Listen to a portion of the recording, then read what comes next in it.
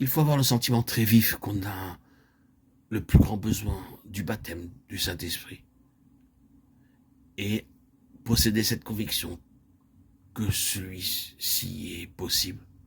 Ce désir ardent, intense, sera peut-être éveillé chez l'enfant de Dieu par la constatation que sa vie et son service restent sans résultat, bien qu'il connaisse depuis des années déjà l'habitation du Saint-Esprit en son esprit, ou bien il y aura chez lui difficulté d'expression, prendre témoignage au Seigneur, ou encore un manque presque complet de puissance dans ce combat contre les légions infernales où l'Église primitive fut si puissante. Et ceci l'amènera à soupirer après le revêtement d'en haut,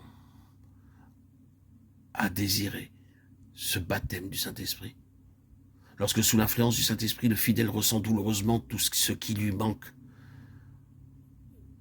il arrive qu'il se laisse dissuader d'aller de l'avant par les chrétiens de son entourage.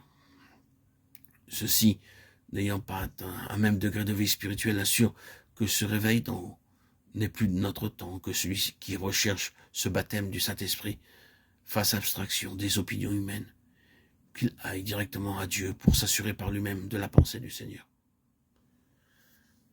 Le racheté doit demander à Dieu qu'il lui donne ce qu'il entend par un baptême d'esprit, qu'il lui donne à sa manière liberté d'expression et puissance à son service, ce qui lui permettra de remplir sa fonction de membre du corps de Christ. Un acte de volonté préside encore à cette transaction que le croyant passe avec Dieu. Il s'y tiendra avec persévérance, quelles que soient les expériences qu'il fera par la suite. C'est là saisir par la foi le revêtement du Saint-Esprit, en se basant sur la parole de Dieu. Christ nous a rachetés, ayant été fait malédiction pour nous, afin que nous ressuscions la promesse de l'Esprit par le moyen de la foi. Galates 3, 13, 14. Après la Pentecôte, l'Église n'a plus à attendre la promesse du Père. Ceux qui sont réunis chez Corneille reçoivent aussitôt le Saint-Esprit, et il en va de même aujourd'hui pour tous ceux qui réclament ce baptême, dès qu'ils ont rempli les conditions nécessaires et se trouvent dans l'attitude convenable.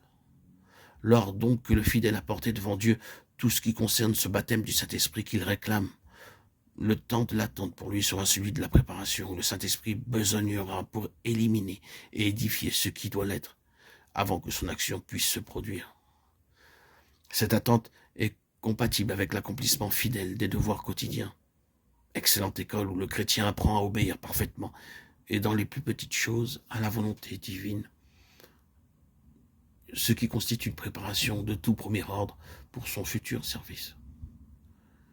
Durant cette période, les relations de foi entre le croyant et Dieu devront rester actives.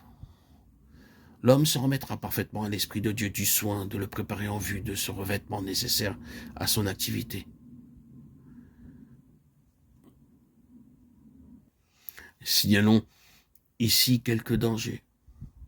Accepter certaines excuses, certaines raisons comme expliquant l'impuissance, la stérilité du service, ou encore la crainte de voir l'Esprit de Dieu sonder, scruter certains détails. Ici, il y a danger d'éteindre l'Esprit lorsqu'on refuse de céder à Dieu ce qu'il réclame, ou qu'on hésite devant quelques sacrifices, d'où dépend l'affranchissement de l'Esprit. Cet affranchissement est nécessaire pour le revêtement d'une plus grande mesure de puissance.